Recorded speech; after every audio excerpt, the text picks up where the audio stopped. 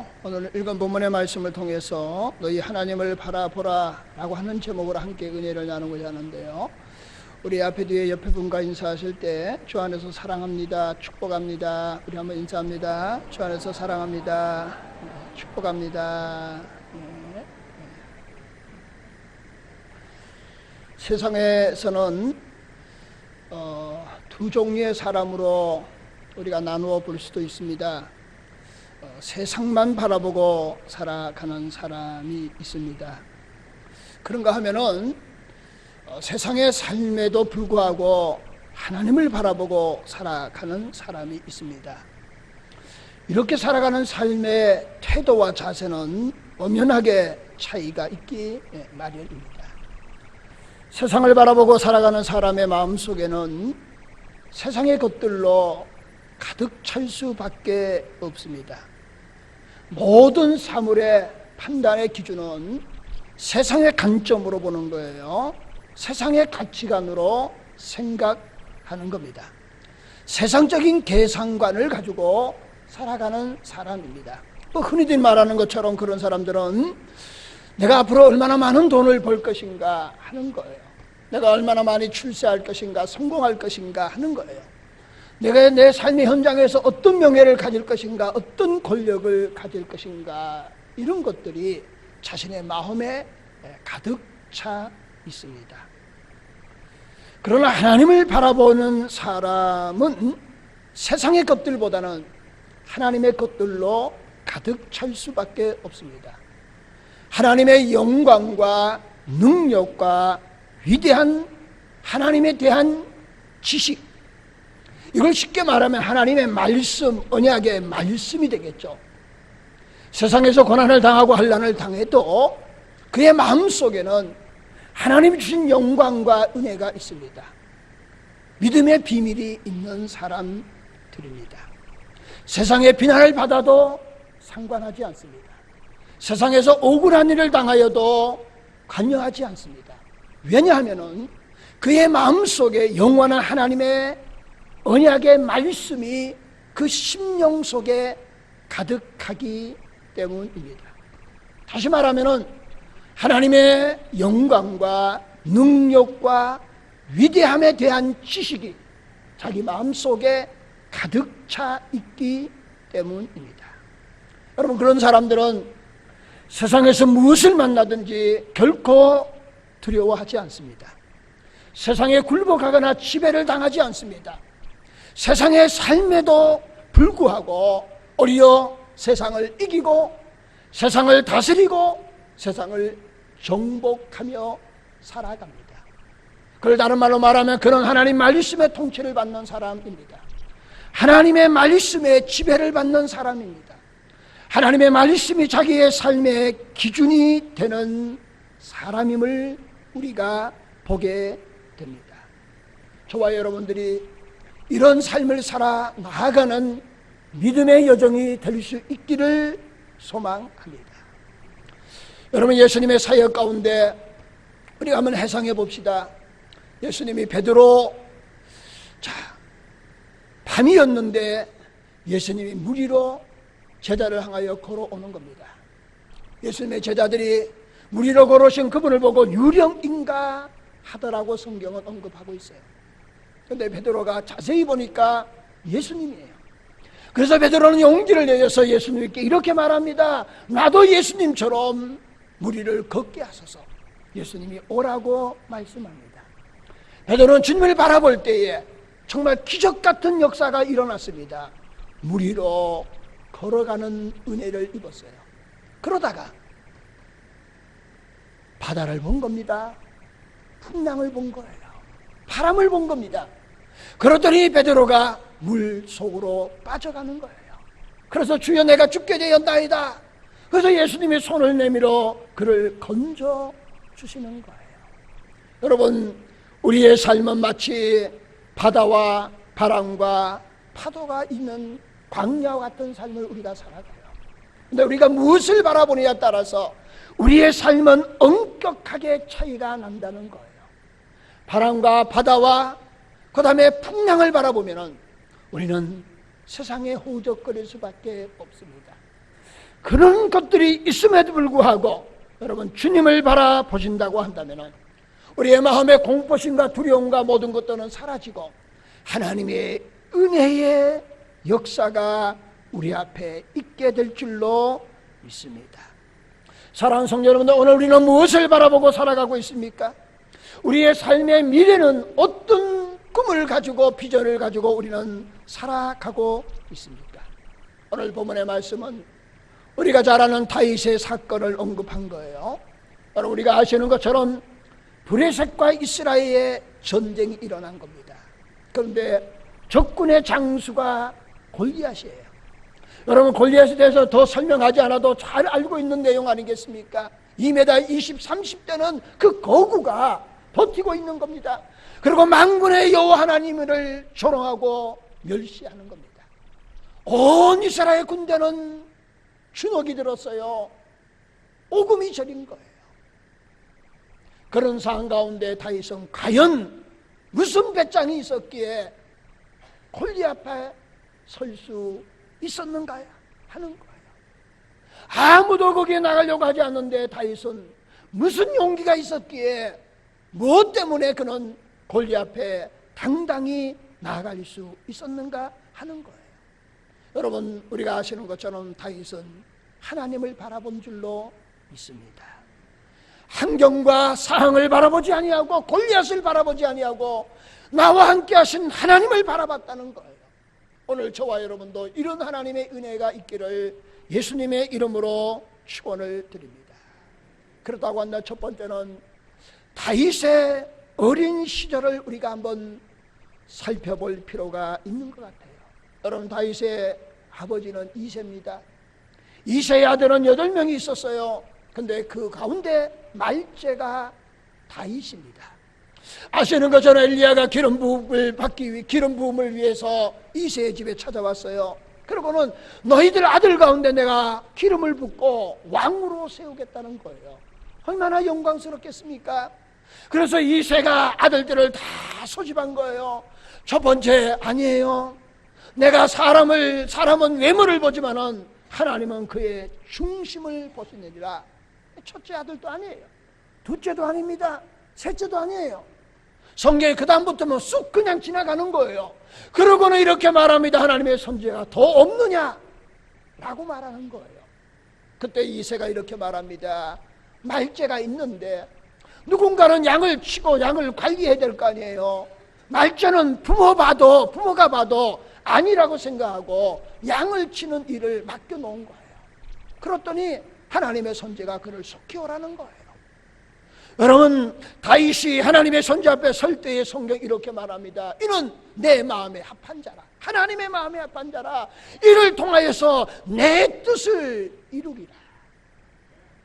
여러분, 다시 말하면 이런 거예요. 다윗은 형제들이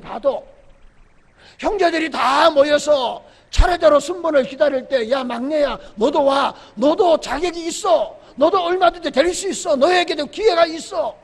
이렇게 말해야 되지 않겠어요? 형제들이 말째는 그냥 너 양이나 쳐. 이런 거예요. 심지어 자신의 부모인 아버지까지도 너는 양이나 치라고 그렇게 했던 거예요. 여러분, 평범한 다윗입니다. 주목받지 못한 다윗이었어요. 근데 여러분, 다윗을 우리가 다시 한번 주목해 봐야 될 필요가 있습니다. 그는 목동으로서 양을 치면서 산과 들과 계곡을 다니면서 자연을 본 겁니다. 그 자연만을 보는 것이 아니라 그 자연 속에 하나님의 창조하신 그 아름다운 작품을 본 거예요.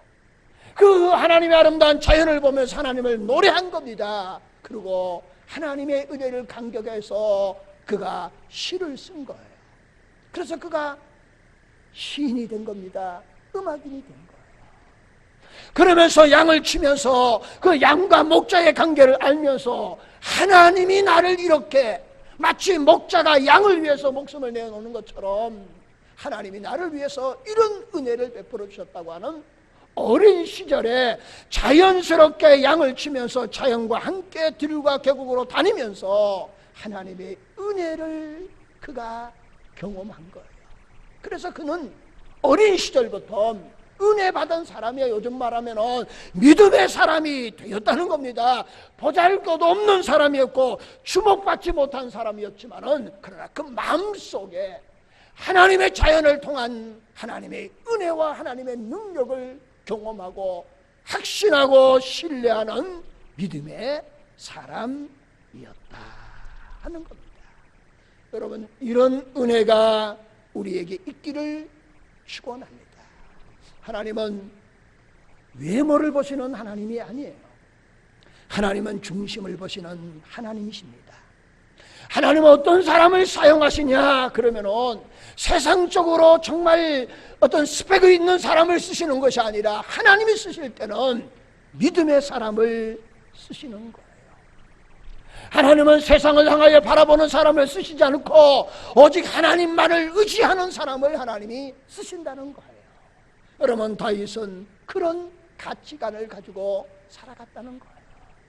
여러분, 우리가 동일한 삶을 살아가고 있지만은 동일하게 신앙생활을 하고 동일하게 예배를 드리면서 오늘 여기 있는 분들 가운데 아니 저도 어떤 가치관을 가지고 살아가냐가 얼마나 중요한지 몰라요. 얼마나 중요한지 몰라요. 사람 입장에 볼 때는 구분이 안 됩니다. 아니면 도리어 거꾸로 생각하고 거꾸로 판단할 수 있습니다. 그러나 하나님은 외모를 보시는 하나님이 아니라 중심을 보시는 하나님이세요. 모든 우리의 삶의 가정을 하나님께 맡기는 거예요. 하나님이 인도해 주시고 그 길이 형통할지라도 감사하고 그 길이 때로는 어렵고 어둠의 터널일지라도 그 어둠의 터널 속에 하나님이 예비하신 또 다른 하나님의 은혜와 축복이 있기에 하나님을 신뢰하는 사람은요, 세상으로 말하면 어둠의 터널을 들어가도 하나님을 찬양하고 영광을 돌리는 줄로 믿습니다. 그게 하나님을 신뢰하는 신앙에 아무런 차이가 없는 것 같은데 실질적으로 엄청난 가치관의 차이예요. 여러분, 다윗 같은 믿음의 사람들이 될 수 있기를 예수님의 이름으로 축원드립니다. 이것은 하루아침에 이루어지는 게 아니에요. 그래서 제가 왜 1번 단락을 그러느냐, 다윗의 어린 시절, 유년 시절을 보자는 거예요. 여러분, 양의 목동으로서 살면서 자연스럽게 하나님의 은혜를 경험하고 하나님의 사랑을 경험하고 느끼고 그리고 훈련받고 그리고 믿음의 사람으로 자연스럽게 그가 성장하게 되었다는 거예요. 어느 순간에 내가 하나님 믿습니다, 믿습니다, 이렇게 아무리 소리친다고 그래서 되는 거 아니라는 거예요. 내 삶의 현장에서 하나님을 얼마큼 신뢰하고 신뢰할 때 하나님 주신 은혜를 경험하고 하나님의 형통과 은혜를 경험하고 하나님께서 내 길을 예비하심을 경험하고 때로는 어려운 일을 당할 때 그 가운데 하나님의 더 놀라운 은혜를 경험할 때 내 생각과 내 계획과는 하나님의 계획이 다르다는 것을 깨달을 때에 그 마음속에 하나님이 주신 그 확신과 믿음이 내 마음을 지배할 때에, 통치할 때에 여러분, 그 믿음은 그냥 억지로 믿습니다 이렇게 소리 지르지 않고 자연스럽게 모든 우리의 삶의 행사를 하나님께 맡기는 믿음의 사람 되는 거예요. 하루아침에 이루어지는 게 아니라는 거예요. 그래서 다윗의 어린 시절을 보게 되는 겁니다. 다윗은 어떤 경우도 환경을 보지 않았습니다. 사람을 의지하지 않았어요. 하나님을 의지했다는 거예요. 그래서 그는 낙심하지 않았습니다. 실망하지 않았습니다. 두려워하지 않았어요. 왜? 만군의 여호와 하나님이 그와 함께하기 때문이에요. 다윗은 하나님을 바라보는 사람이었다는 거예요. 사랑하는 성도 여러분들, 오늘 저와 여러분의 신앙과 우리의 삶의 현장에 다윗 같은 하나님의 은혜의 믿음의 훈련의 연단을 통하여 다윗 같은 믿음의 사람으로 세워지는 하나님의 은혜가 있기를 예수님의 이름으로 축원을 드립니다. 두 번째는 다윗의 용기를 한번 생각해 볼 필요가 있는 것 같아요. 여러분, 지금 브레셋과의 전쟁을 하고 있습니다. 제가 소론에 말했던 것처럼 골리앗이라고 하는 장군이 앞에 버티고 있는 겁니다. 모든 사람이 주눅든 거예요. 오금이 저런 겁니다. 여러분 보세요. 다윗은 성경적으로 보면은 학자들이 18세, 17세 내지 18세 정도 되었다. 그런데 다윗이 그 전쟁터에 간 이유가 뭡니까? 아버지의 심부름 때문에 간 거예요. 형들의 안부를 물어보고 요즘은 말해 형들 안부 보면서 좀 먹을 거 도시락을 싸가서 간 거예요. 심부름 간 겁니다. 그런데 이스라엘 군사들은 뭡니까? 훈련을 받은 사람입니다. 다윗보다도 나이가 더 많아요.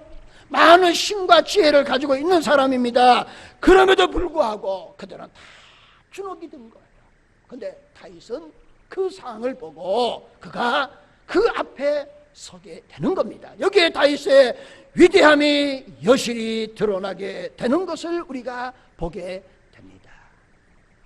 사랑하는 성도 여러분들, 이렇게 한번 생각해 볼까요? 다윗이 골리앗 앞에 섰다. 그러면 우리가 이렇게 말하고 싶어요. 현실에 대한 인식이 부족하지 않았는가? 왜? 나이가 18밖에 안 되니까 피 끓는 청년이에요. 여러분, 우리가 신앙생활을 하면서 여러분, 우리가 종종 가다가 예수 믿지 않는 사람이라 이런 사람들로부터 우리가 듣는 거예요. 예수 믿는 사람은 참 어리석다고, 미련하다고, 왜 그렇게 하느냐고 우리가 말 들을 수 있어요. 여러분, 과연 다윗은 현실 인식이 부족해서, 아니면 피 끓는 청년이기 때문에 그가 골리앗 앞에 섰을까요? 결코 아니라는 거예요.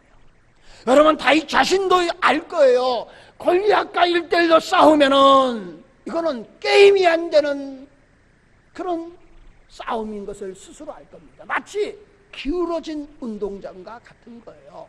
이거는 안 되는 거 다윗 자신도 알아요.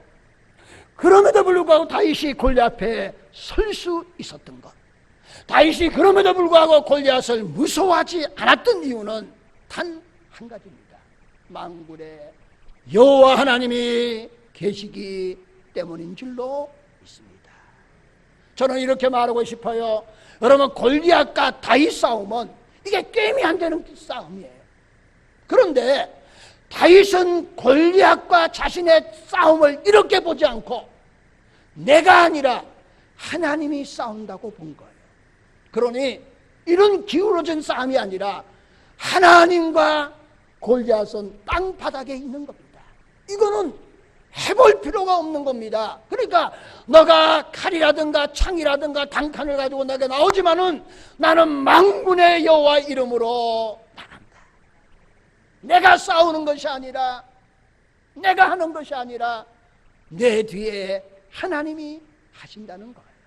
그러니 용기를 낼 수 있는 거예요. 그러니 두려워할 필요가 없는 겁니다. 그러니 당당하게 골리앗 앞에 설 수 있었다는 거예요.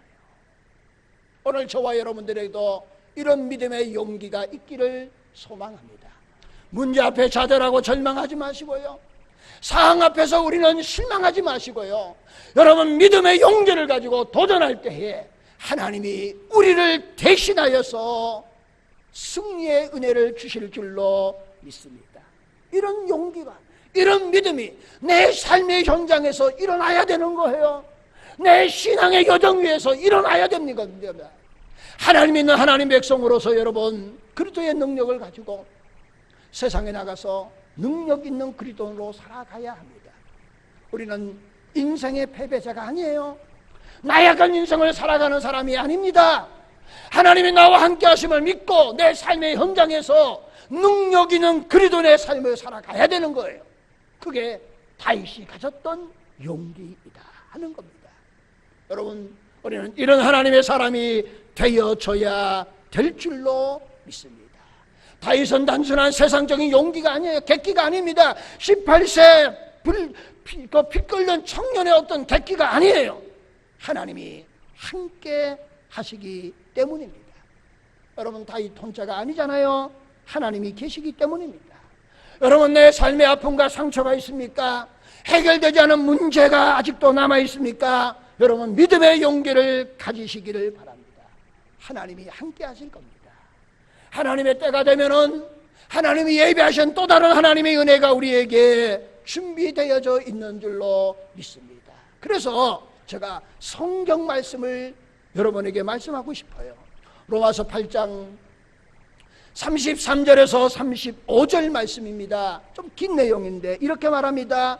누가 우리를 그리스도의 사랑에 끌으려 한량이냐 공고냐 박해냐 귀견이냐 적신이냐 위협이냐 칼이냐 쭉 말씀하시고, 그리고는 35절 말씀에 마지막에 이렇게 말합니다. 그러나 이 모든 일에 그 앞에 수많은 일들이 있어요. 하늘의 건설나 난 뭐 이런 것들이 있습니다. 그러면서 마지막에 그러나 이 모든 일에 우리를 사랑하시는 이로 말미암아 넉넉히 이기더니라. 아멘. 여러분, 나는 약해도, 나는 부족해도, 나는 새가슴 같아도 하나님이 나와 함께 하시면은 사랑하신 이로 말미암아 넉넉히 이기는 줄로 믿습니다. 그래서 성경 우리에게 이렇게 말해요. 마가복음 9장 23절에 잘 알잖아요. 할 수 있거든이 무슨 말이냐? 할 수 있거든이 무슨 말이냐? 믿는 자에게는 능치 못한 일이 없느니라. 주님이 우리에게 하신 말씀인 줄로 믿습니다. 이 말씀이 하나님이 나에게 주신 말씀을 믿고 믿음을 가지고 믿음의 용기를 가져 나아가면은 골리앗이 쓰러졌던 것처럼 우리의 아픔과 상처가 치유되고 우리의 삶의 문제가 해결되고 우리의 삶의 현장에서 능력 있는 그리스도인으로 살아갈 수 있는 줄로 믿습니다.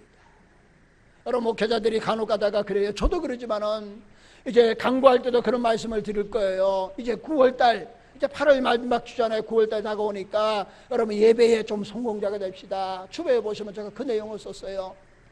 주일에 성도 바르게 합시다. 새벽 예배 나옵시다. 금요기도 합시다. 수요 예배 합시다. 그런 강구를 할 거예요. 그러면서 마지막으로 기도하십시다 하는 거예요. 여러분, 목회자가 기도하라 오니까 기도하는 거 아니에요. 여러분, 기도하라 오니까 기도하는 것이 저를 위해서 기도하는 거 아니에요. 여러분, 기도는 하나님이 하나님 백성이 주신 특권입니다. 아무나 기도하는 거 아니에요. 하나님 백성만이 기도할 수 있는 자격이 있고 특권이 있는 거예요. 그런데 여러분, 우리가 그 기도의 특권을 활용하지 못하니까 안타까운 거예요. 그래서 기도하라는 거예요. 기도하면은 하나님 우리의 기도를 응답해 주실 줄로 믿습니다. 그래서 성경 말씀이 이렇게 말합니다. 누가복음 17장 6절 말씀에 너희에게 겨자씨 할 만한 믿음이 있었더라면 이 뽕나무도로 뿌리가 뽑혀 바다에 신겨오라 하였을 것이요 그것이 너희에게 순종하였으리라. 기도하면은 믿음의 용기를 가지고 나와 함께 하신 이로 말로 넉넉히 이김을 믿음을 믿고, 그리고 할 수 있거든요. 무슨 말이야? 능치 못한 일 없니라고 믿고 하나님께 부르짖고 기도하면 여러분 역사는 일어나게 되는 줄로 믿습니다. 이런 믿음의 용기가, 이런 믿음의 아름다운 모습들이 내 삶의 현장에서 일어날 수 있기를 예수님의 이름으로 축원을 드립니다. 마지막 세 번째는 다윗의 신앙의 고백이에요. 다윗의 신앙의 고백은 한마디로 말 이런 겁니다. 나는 만군의 여호와 이름으로 내게 나가노라. 이 말씀을 다른 말로 말하면 이렇게 말하고 싶어요. 다윗은 행동의 믿음의 사람이었다. 실천하는 믿음의 사람이었다 라고 보는 거예요. 그 앞절에 보면 이런 말씀이 있어요. 사울이 다윗이 나간다고 하니까 사울의 갑옷을 입혀줘요. 근데 그걸 입고 보니까 이게 불편한 거예요. 그러니까 다윗이 그 옷을 벗어버리고 평상 자기가 입던 옷을 입습니다. 아마 먹동의 옷이겠죠. 그러고는 그 주머니에 돌 5개를 차고 물맷돌을 들고 골리앗에서 다가가는 모습을 보게 됩니다. 여러분, 전쟁에는 무엇보다도 여러분 무장을 잘해야 돼요. 여러분, 군대 갔다 오신 분도 아시겠지만은 5분 대기죠. 다 아시죠? 여러분, 5분 대기죠. 뭐 하는 겁니까? 여러분, 출동 명령이 내리면은 5분 안에 현장에 가야 되는 거예요. 그러기 위해서 뭐 하고 있을까요? 잠을 잘 때도 완전 무장한 상태에서 그냥 군화도 안 벗고 그냥 자는 거예요. 그러다 비상이 걸리면은 준비된 차를 승탑하여서 그리고 문제 있는 지역에 5분 안에 출동해야 되는 거예요. 마찬가지예요. 여러분, 전쟁은 무엇보다도 무장이 중요한 거예요. 어떤 무기를 가지고 있느냐 대단히 중요한 겁니다. 어떤 옷을 입고 있느냐가 대단히 중요한 거예요. 그런데 다윗은 사울의 옷을 벗어버렸다는 거예요. 그리고 자신의 옷을 입었다. 그걸 저는 이렇게 말하고 싶어요. 그 자체가 다윗의 신앙 고백이었다. 여러분, 내 삶의 현장에서 세상의 어떤 옷들을 벗어버리고 하나님을 신뢰하는 정결하고 아름다운 그런 하나님의 옷으로 갈아입는 하나님의 은혜가 있기를 소망합니다. 또 한 가지 다윗의 신앙의 고백은 저는 이렇게 보고 싶어요. 여러분, 다윗이 물맷돌을 던졌잖아요. 물맷돌. 근데 그 물맷돌을 던졌다는 얘기는 저는 이렇게 보고 싶어요. 여러분, 다윗이 목동으로서 양을 치기 위해서 여러 가지 양을 보호하는 그런 무기들이 자기에게 있습니다.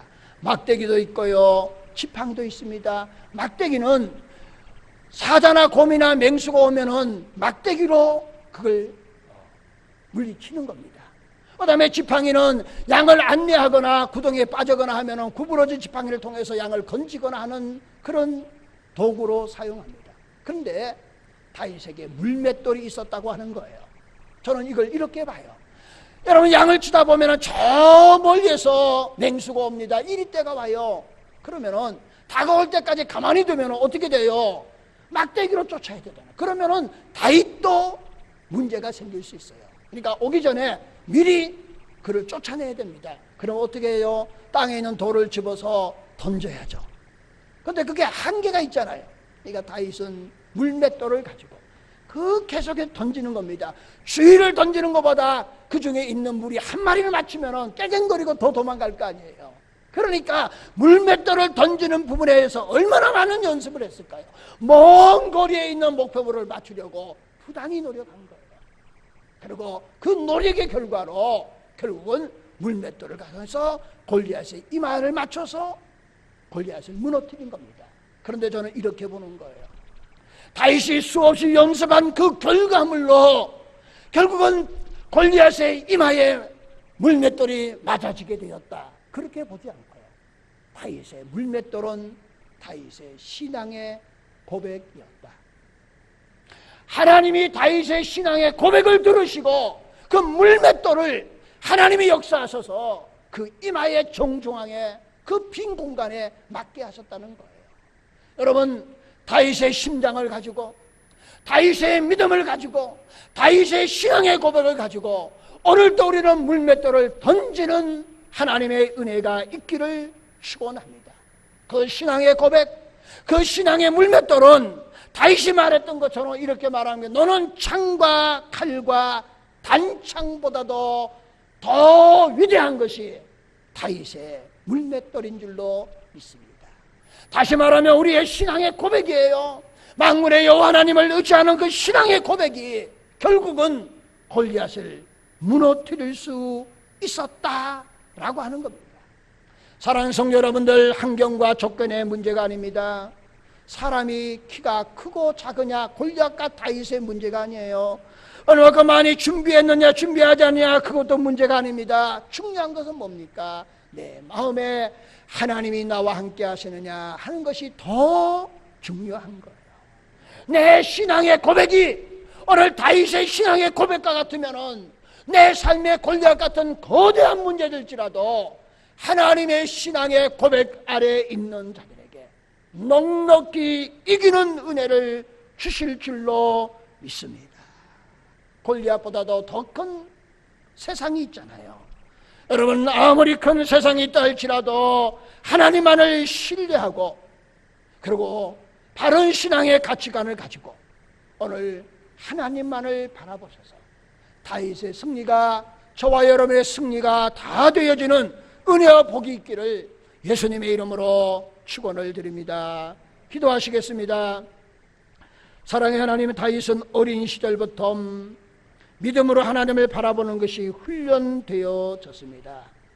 우리에게도 이와 같은 은혜를 주시기를 원합니다. 다윗은 그 믿음을 가지고 골리앗 앞에서 두려워하지 않았습니다. 그리고는 그가 신앙의 고백을 담아서 물맷돌을 던질 때에 하나님 골리앗이 쓰러졌던 것처럼 우리도 우리의 삶의 현장에 일어나는 여러 가지 일들 앞에서도 세상의 방법으로 이기는 것이 아니라 하나님을 신뢰하는 믿음으로 담대한 신앙의 고백으로 승리의 삶을 살아가는 우리들 되게 하여 주시옵소서. 예수님의 이름으로 기도하옵나이다. 아멘.